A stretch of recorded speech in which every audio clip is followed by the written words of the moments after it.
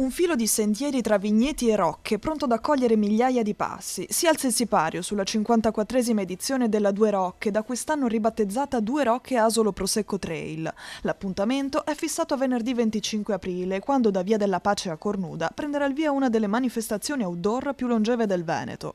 Un evento capace di coniugare sport e territorio, attraversando i colli asolani e collegando idealmente la rocca di Cornuda a quella di Asolo. 6 percorsi in programma, dai 6 km non competitivi fino alla distanza regina di 42 km con 1800 metri di dislivello. Accanto alle proposte intermedie anche la 15 km con partenza da Asolo e la 22 km già sold out. Come novità quest'anno abbiamo innanzitutto il percorso 42 km che è la Marathon, che pensiamo sia un percorso che si adatta perfettamente alle nostre colline.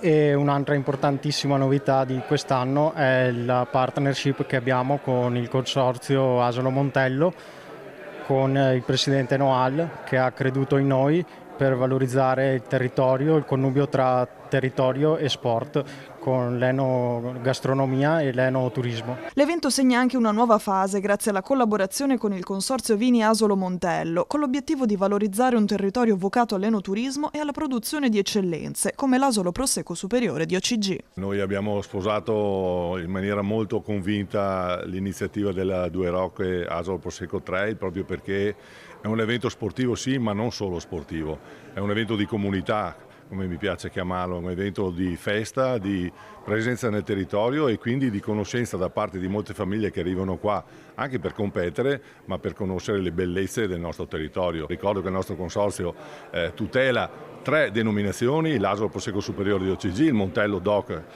di OCG e il Montello Asolo DOC. Insomma, ce n'è per tutti.